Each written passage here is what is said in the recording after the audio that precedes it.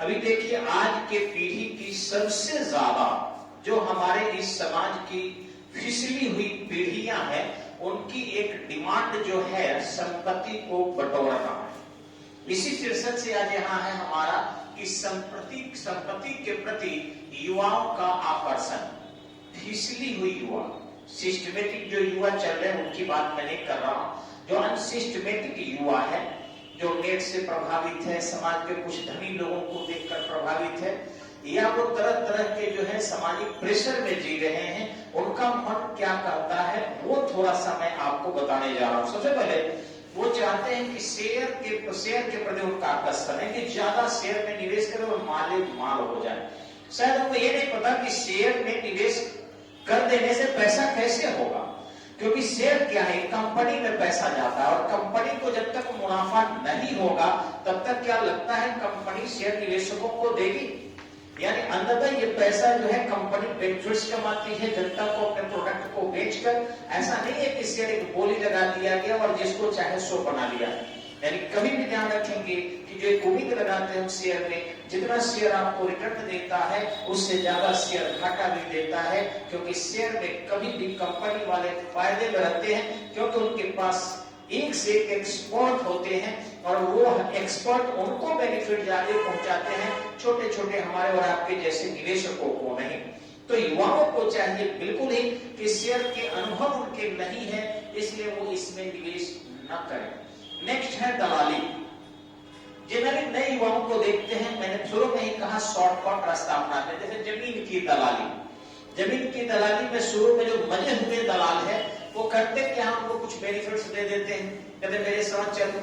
हो सकता है जमीन की दलाली में कहीं गोली चल जाए, कहीं बंदूक चल जाए, हो सकता है प्रारंभिक अवस्था में कुछ उनको फायदा मिल जाए, लेकिन ध्यान रखेंगे अंततः दलाल जितने भी हैं, जो लोकल दलाल है, बहुत बड़े प्रॉपर्टी के दलाल नहीं है, वे लोग दारू, शराब, मीट, मछली, नाच गाना आदि में इस तरीके से इन्वॉल्व हो जाते हैं कि वे रास्ते से पूरी की पूरी तरह भड़क जाते हैं। उनका संगठन बहुत ही कमजोर हो जाता है और कई बार उनके संगठन बहुत सारी समस्या को खड़ा करने लगता है। तो इस तरीके से जमीन की दलाली जब तक अच्छे अनुभव ना करे, क्योंकि बहुत ज्यादा पूंजी आपको अधिक मुनाफे की लालच दिखाकर पुराने दलाल चिट कर लेते हैं और पूंजी को फंसा देते हैं। नेक्स्ट है मवेशी। छोटे छोटे जो कमजोर गांव के होते हैं वो मवेशियों की बिक्री वगैरह में भी कमाने की कोशिश करते हैं, वो भी एक दलाली ही है, लेकिन उसमें भी अनुभव नहीं है तो आपको नुकसान हो सकता है। नौकरी की दलाली आजकल बहुत ज्यादा हो रही है, जहां जाइए एक से एक पैरवी आपको मिलेगा।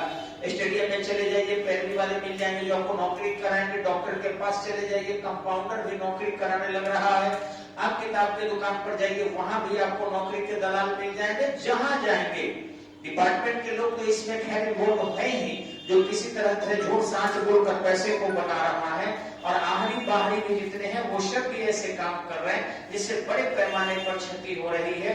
नौकरी किसी का नहीं हो रहा है, लेकिन नौजुवान कुछ दलालों के, बड़े बड़े दलालों के चक्कर में पड़कर छोटे दलाल फंस जा रहे हैं और वहीं पर जो है अधिक नुकसान होने लग रहा है, गोलीकांड वगैरह हो रहा है। नेक्स्ट है आपका मार्केटिंग।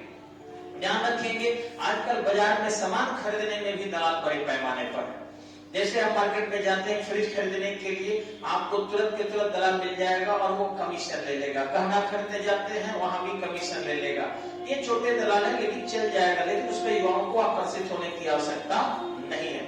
नेक्स्ट है अमीर घर के लड़कियों को पटाना। देखिए मैंने यहाँ नाम थोड़ा सा शीर्षक गलत लिखा है, जानबूझकर कि वो प्रेम नहीं करते हैं, अमीर देखकर उसको पटाने का प्रयास करते हैं, उनको बस उनके संपत्ति से लेना देना है और इस तरीके से उनके सामने बिछ जाएंगे कि शायद वो लड़की समझेगी कि हमें ही सबसे ज्यादा मान रहे हैं। आज के आप जानते हैं कि हमारे घर के महिलाओं को अनुभव काफी कम होता है और वैसी स्थिति में मीठ बोलने वाले को ज्यादा वो तरजीह देती है, सिर झुकाने वाले को ज्यादा तरजीह देती है, उनके हाँ में हाँ मिलाने वाले को ज्यादा तरजीह देती है, ठीक उनके बारे में इच्छा रखने वाले को, उनके उनसे पूछताछ करने वाले को ज्यादा इच्छा रखती है। और यही कारण है कि वैसी महिलाओं को पटाने के लिए वो ट्रेनिंग लेते हैं बजाकर अपने दोस्तों से और पटाकर उनकी संपत्ति का दोहन करते हैं और उनको ब्लैकमेलिंग करते हैं।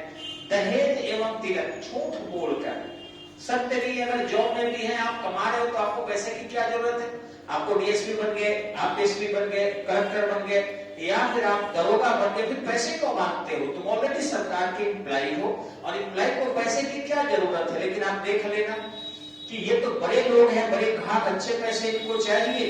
जो छोटे हैं वो लोग झूठ बोलकर यहाँ से बाहर चले जाते हैं। दिल्ली में, कोलकाता में जिनके घर नौजुवक होते हैं, तरह तरह के झूठ बोलकर और अनेक जो है वो प्रदर्शन करते हैं कि उनकी अच्छी जॉब लग गई है, अच्छी खासी सैलरी है, घर के पैसे ही वो खर्च करने लगते हैं और इस तरीके से भी दहेज और तिलक से भी धन प्राप्त करने की कोशिश करते हैं।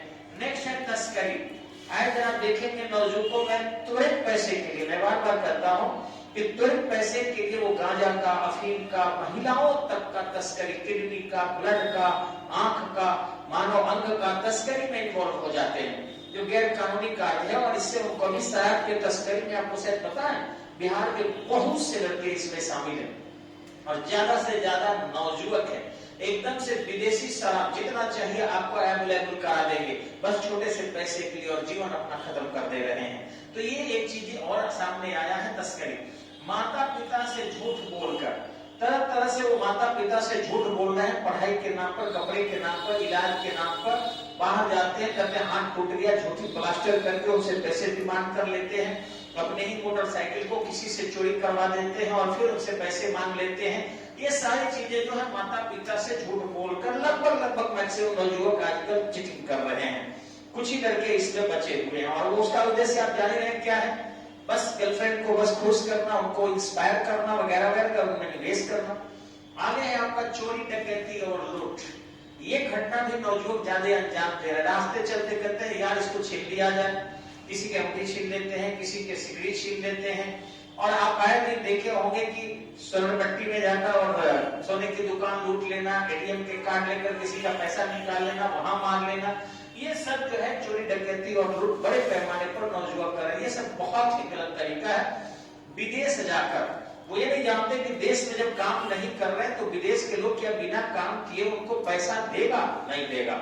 अगर देश में भी काम करें तो कहाँ काम करने वाले मिल रहे हैं? हम लोग बोल रहे हैं, मिल रहे हैं कहीं। तो विदेशों में बिना काम के कोई पैसा देगा आपको?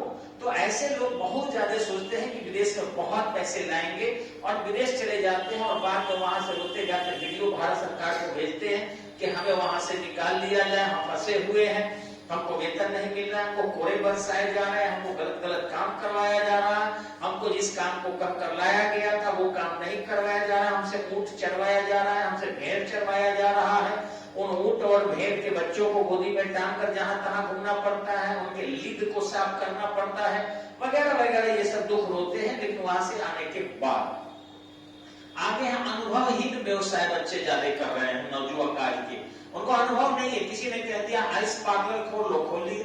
कोई कह रहा है कि फिजियोथेरेपिस्ट की दुकान खोलो, खोल लिए।